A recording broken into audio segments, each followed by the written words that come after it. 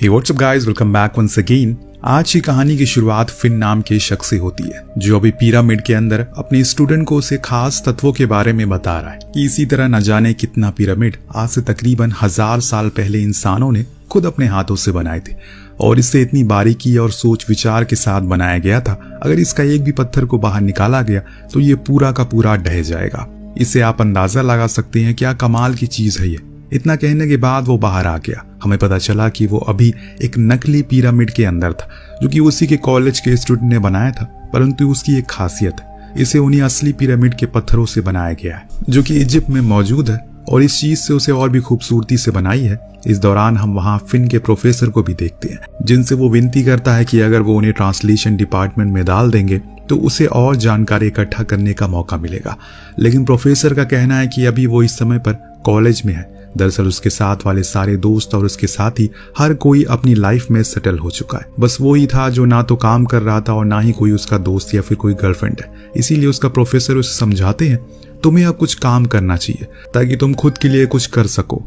वो यहीं रहकर लोगों के बीच उन्हें समझना चाहता है और उन्हें चीजें समझाना चाहता है। लेकिन प्रोफेसर अब उसे जाने की सलाह देकर खुद चले जाते हैं। घर आने पर हम फिन की माँ को देखते हैं, जो फिन से बहुत ही परेशान हो चुकी है, क्योंकि उसकी उम्र अब 30 के पार हो रही है। पर अभी भी वो ना ही काम करता है ना ही शादी।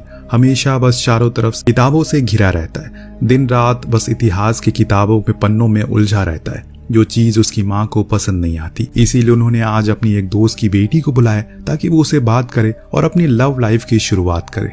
काफी देर मनाने के बाद फाइनली वो मान गया। फिर ग्रेना आ गई। दोनों ने आपस में काफी बातें की। लेकिन जब बात आई प्रोफेशन की तो फिन ने कहा कि वो स्टूडेंट है, जो सुन वो थोड़ा अचंभित हो गई, क्योंकि ये उम्र अब स्टूडेंट वाली नहीं रही है। हालांकि उसने उसके मुंह पर कुछ कहा नहीं, लेकिन अब वो बातें घुमाने लगी। उसके आव भाव से पता चल रहा है कि उसे उसमें कुछ खास दिलचस्पी नहीं है, जिस चीज को फिन भी भाप लेता और समझ जाता है कि मर्द के लिए काम कितना जरूरी है, फिर चाहे वो कितना भी होशियार या फिर अच्छा हो दिखने में।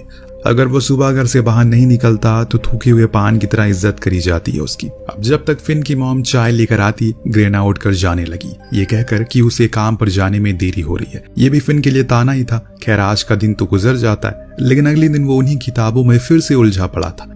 आज उसके हाथ एक नक्शा लगा जिसमें वो काफी मगन था। इसी दौरान उसके कमरे में उसकी माँ आकर एक लिफाफा रख कर जाती है, जिसमें कुछ नहीं लिखा था। लेकिन जब फिन ने उसे अपने हाथों में पकड़ा तो धीरे धीरे करके उस पर अक्षर आने शुरू हो गए। दरअसल ये खास किस्म की लाइब्रेरी में असिस्टेंट के लिए इंटरव्यू लेटर था, जिसका तरीका थोड़ा अलग था।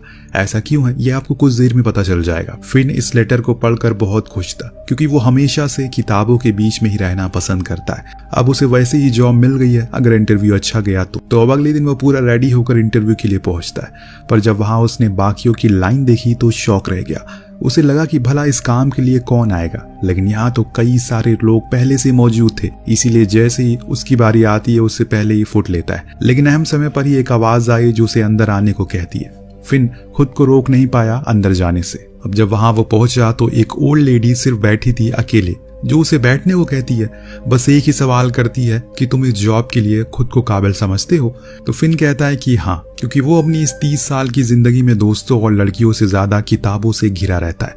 वही मेरी जिंदगी बन चुकी है, इसीलिए मैं चाहता हूँ मेरा पेशा भी वही बन जाए। परंतु उसके इस जवाब से वो बूढ़ी लेडी कुछ ज्यादा प्रभावित नहीं होती। तो फिन खुद ब खुद जाने लगता है। पर एक बारी फिर से वो लेडी वही सवाल करती है और इस बारी फिन एक अलग जवाब देती हुए बोलता है, अगर वो चाहे यहीं पर उसके चेहरे को पढ़ सकता है, क्योंकि उसे ये टेक्निक आती है। यहाँ तक कि वो 4 से 5 भाषाएं भी बोल सकता है। पर शायद ये सारी चीजें आपके काम के लायक नहीं है, इसीलिए मैं चला जाता हूँ। लेकिन तभी उसी आदमी की आवाज दोबारा आई जो उसे बाहर सुनाई दी थी।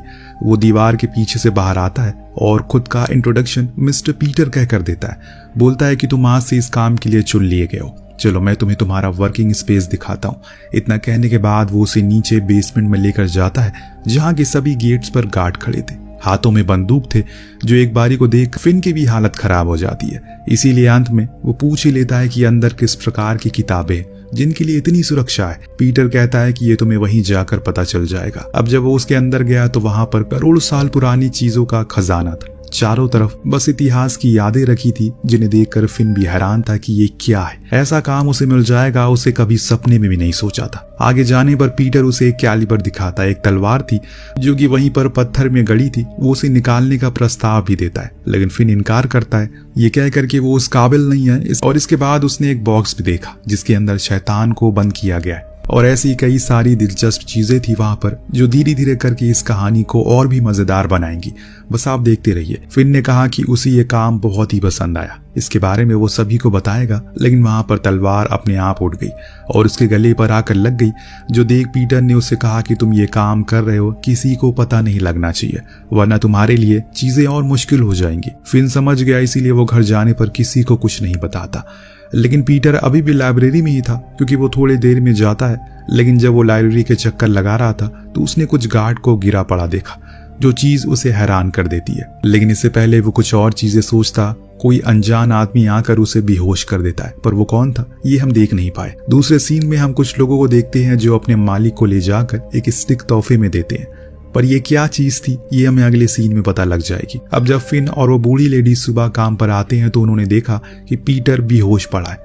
वो फौरन उसे उठाकर डेस्क पर लाए। अब जब उसे होश आया तो उसने तुरंत ही कैमरास को चेक किया। उसे पता चला कि रात में एक स्फेयर ब्रदर का ग्रुप आया था, जिसके लोगों ने इस जगह की कई बेशकीमती चीजों को चुरा लिया है। लेकिन सबसे ज्यादा अगर कोई चीज कीमती है तो वो है स्पेयर ऑफ क्वेस्ट, यानी कि वो छड़ी जिसे अगर किसी ने हासिल कर लिया तो दुनिया के किसी भी समय को अपने काबू में कर सकता है। इससे भी बड़ी चीज है, अगर उसने उसे इस्तेमाल करना शुरू कर दिया तो वो दुनिया पर हुकूमत कर सकता है।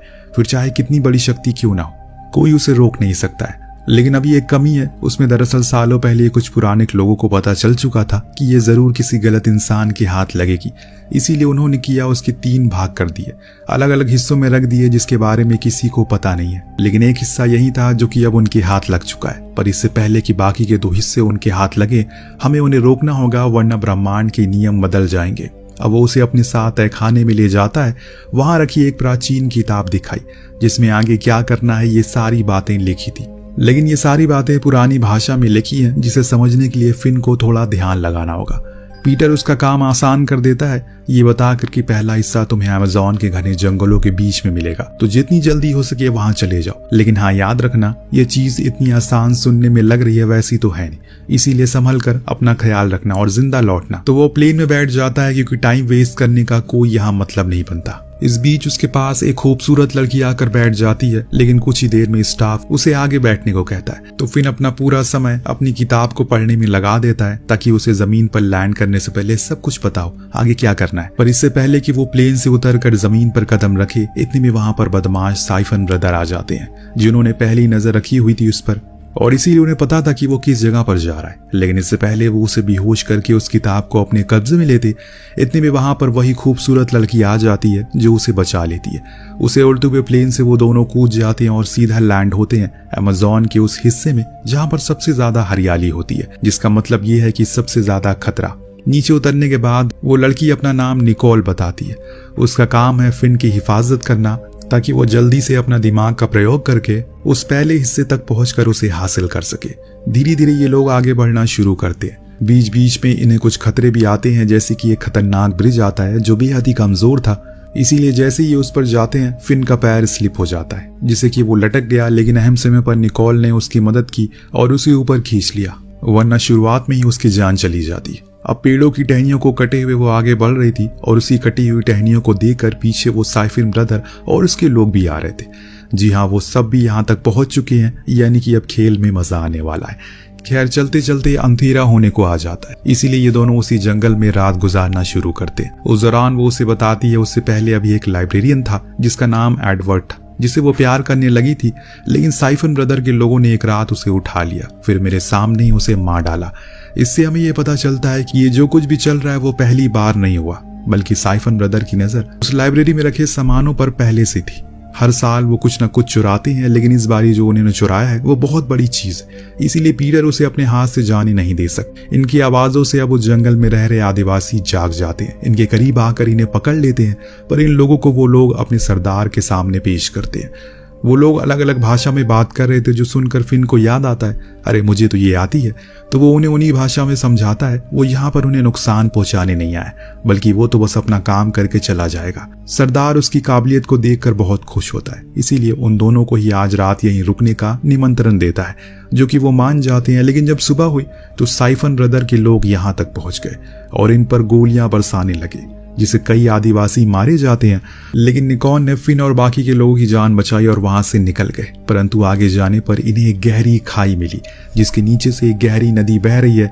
लेकिन अगर अब उसमें नहीं कूदे तो वो लोग इनका खेल खत्म कर देंगे, और इसीलिए उनके आने से पहले ये दोनों उसमें कूद जाते हैं। फिर उसी के सहारे से आगे बढ़ते हैं। कुछ दूरी पर जाकर जब ये किनारे आए तो फिन ने बताया कि यहाँ से कुछ ही दूरी पर वो जगह मौजूद है जो हमारी मंजिल है, इसीलिए अब जल्दी चलो। दोनों ही तेजी से आगे बढ़ते हैं। इनके सामने वो चीज आती है जिसका इन्हें बेसब्री से इंतजार, एक करोड़ों साल पुरानी मंदिर जिसकी रचना आज से तकरीबन कई साल पहले की गई है, एक राजा के द्वारा जो इसी अमेज़न जंगल का सरदार था। फिन फौरन कुछ पत्थरों को साइड करके उसके मुकुट को खोल देता है। इसके अंदर जाने पर इन्हें गहरी खाई मिलती है, पर असलियत में ऐसा कुछ नहीं था। ये सिर्फ एक ऑप्टिकल डिल्यूजन था, जिसे आज से कई 100 साल पहले बनाया गया था, ताकि कोई भी इतनी आसानी से प्रवेश ना कर सके। लेकिन फिन इस चीज को भाप लेता है, इसीलिए वो निकोल को लेकर अंदर जाता। लेकिन अभी कुछ और ट्रैप थे जिनसे बच पाना आसान नहीं था। हालांकि इन्हें ये पहले से पता है, लेकिन फिर भी ये मरते मरते बचते हैं और अंत में उस तक पहुंच ही जाते हैं। उस जगह पर कई करोड़ों के हीरे जवाहरात पड़े थे, लेकिन इनकी नजर तो सिर्फ उस स्फीयर पर थी, जिसे लेकर ये तुरंत ही बाहर आ जाते हैं। लेकिन तभी इनका सामना होता है साइफन के लोग से, जो इन्हें चारों ओर से घेर लेते हैं। फिर इनके हाथों से वो दूसरा हिस्सा भी ले लेते हैं। बस इतना ही नहीं, बाद में इन लोगों को ले जाकर अपने बॉस के पास खड़ा करते हैं, जो कोई और नहीं बल्कि एडवर्ब भी था। जी हाँ, वही एडवर्ब जिसने निकोल से प्यार का नाटक किया था। जो कुछ भी किया था सब कुछ नकली था। जब निकोल ने उसे देखा तो उसके तो होश उड़ गए। ऐसा कैसे वो कर सकता है? यहाँ एडवर्ब ने उसे वो किताब ले ली, जिसके बाद उस अगले पते के बारे में देखने लगा। लेकिन उसे उस किताब में लिखी भाषा जरा सी समझ नहीं आई, जिसके कारण वो फिन को धमकाता है, जितनी जल्दी हो सके अगली सीढ़ी का पता लगाओ, वरना मैं निकोल को मार दूंगा। हालांकि फिन तो नहीं चाहता, लेकिन उसके सामने ये मजबूरी आ गई, इसीलिए उसने उसे बता दिया। अगला हिस्सा उन्हें कैलाश पर्वत पर मिलेगा, जो सुनते ही ये सभी उसी की ओर भाग पड़ते हैं और उनके पीछे पीछे ये लोग भी थे। अब फिन के बताए हुए रास्ते पर ये लोग चल रहे, लेकिन वो रास्ता बेहद ही खतरनाक है। लेकिन फिर भी एडवर्ब अपने लोगों के साथ वहां पहुंच गया। सभी एक प्राचीन मंदिर पर पहुंच जाते हैं, जहां रखी एक मूर्ति के अंदर उन्हें वो आखिरी हिस्सा मिलेगा। पर उसके लिए इन्हें एक पहेली सुलझानी पड़ेगी, जो सिर्फ फिन को आती है। इसीलिए एडवर्ब उसे आगे करता है, जो कुछ देर में उस पहेली को सुलझा भी लेता है और फिर उस आखिरी हिस्से को अपने हाथ में उठा लेता है। लेकिन एडवर्ब ने उसे उसके हाथों से छीन लिया और कहा कि अब वो इस ब्रह्मांड पर राज करेगा। लेकिन तभी वहां एक तेज भूकंप आ गया, जिसके चलते सब कुछ उथल पुथल हो गया। इसी का फायदा उठाकर फिन उस आखिरी स्फीयर के हिस्से को अपने पास रख लेता है। शहर आ जाता है, जहां उसने पीटर को कॉल करके बताया कि वो घबराए नहीं, क्योंकि वो आखिरी हिस्सा उसी के पास है और सुरक्षित भी है। उसके बिना वो कुछ नहीं कर सकते। इतने में बेल रिंग होती है। वेटर शैंपेन लेकर आता है, लेकिन फिन ने तो कुछ मंगाया नहीं था। लेकिन तभी बाथरूम से निकोल निकलती है, जिसने कहा कि उसने मंगवाए। फिन समझ जाता है कि आज की रात उसके लिए खास होने वाली है। लेकिन सुबह का सूरज उसके लिए तूफान लेकर आता है, क्योंकि निकोल उस आखिरी हिस्से को लेकर फरार हो चुकी थी। लेकिन रुकी, असल में वो जो लड़की थी वो निकोल थी ही नहीं, बल्कि वो उसका एक बहरूपिया था, जिसे एडवर्ब ने बनाया था ताकि वो इस चीज को हासिल कर ले। परंतु फिन को अभी यकीन है कि वो उसके पास जरूर आएगा, क्योंकि उस स्फीयर की शक्तियों का इस्तेमाल करने के लिए उसे एक पिरामिड की जरूरत पड़ेगी। अब जितनी भी इजिप्ट में पिरामिड है, उसे कैपस्टोन चोरी हो चुके हैं, यानी कि उसके ऊपर का सोने का हिस्सा। लेकिन जो उसके कॉलेज में है, उसके ऊपर एक गोल्ड कैपस्टोन है, जिसकी मदद से वो उसकी शक्तियों को उजागर कर सकता है। इसीलिए वो सीधा शहर आता है और फौरन अपने कॉलेज पहुंच जाता है। पर वहां तो पहले से ही साइफन और उसके लोग थे, जिनके साथ में निकोल भी थी, जिन्हें उन लोगों ने बंदी बनाया था। अब समय के साथ जब चांद निकलता है तो वो उस पिरामिड के कैपस्टोन पर पड़ता है, जिससे वो पूरा उजागर हो जाता है और उसी की रोशनी की मदद से एडवर्ब उन तीनों हिस्सों को जोड़ देता है। फिर अपने ही आदमी को मारकर उसके हिस्से की जिंदगी खुद के अंदर डाल लेता है। इतने में वहां पर पीटर और बाकी के लोग भी आ जाते हैं, जो सब साथ में मिलकर एडवर्ब के लोगों से लड़ना शुरू करते हैं। इस बीच फिन जो अंदर जाकर खुद एडवर्ब से लड़ने लगता है, लेकिन अब उसके पास काफी शक्ति आ चुकी है। इसके कारण उसे हरा पाना बेहद मुश्किल है। लेकिन फिन इसका भी तोड़ निकाल लेता है, क्योंकि वो तब तक ही शक्तिशाली है जब तक उस कैपस्टोन पर चांद की रोशनी पड़ती रहेगी। वो जैसी हटेगी वो खत्म हो जाएगा और इसीलिए वो उसी के हाथों से उसकी मौत को लिखना शुरू करता है। जानबूझकर उसी पिरामिड की दीवारों से चिपक कर खड़ा हो जाता है, जिससे जब एडवर्ड स्फीयर से उस हमला करता है तो वो वार सीधा उस पिरामिड की दीवारों को नुकसान पहुंचा रहा था, जिससे कि उसका पत्थर अपनी जगह से खिसकने लगता और फिर अंत में वही हुआ जो उसने सोचा था। पूरा पिरामिड गिर गया और कैपस्टोन था वो सीधा आकर एडवर्ड के ऊपर गिरा, जिससे वो वही बड़ी दर्दनाक मौत मारा जाता है। अंत में उस स्फीयर के तीनों हिस्सों को वापस उसी लाइब्रेरी में रख दिया गया जहां वो सबसे ज्यादा सुरक्षित है। सच में कहानी के अंतिम पड़ाव में हम देख निकोल आकर फिन की मां के सामने उसे किस करती है और अपने साथ एक नए रोमांच पर लेकर जाती है जो इससे भी ज्यादा मजेदार होने वाला है। तो अगर आपको वो पार्ट देखना है तो इस वाले पर यस करके कमेंट जरूर करिएगा। जितने ज्यादा कमेंट होंगे उतनी जल्दी नेक्स्ट पार्ट आएगा। मिलते हैं अगली वीडियो में। Thank you so much watching. Peace out.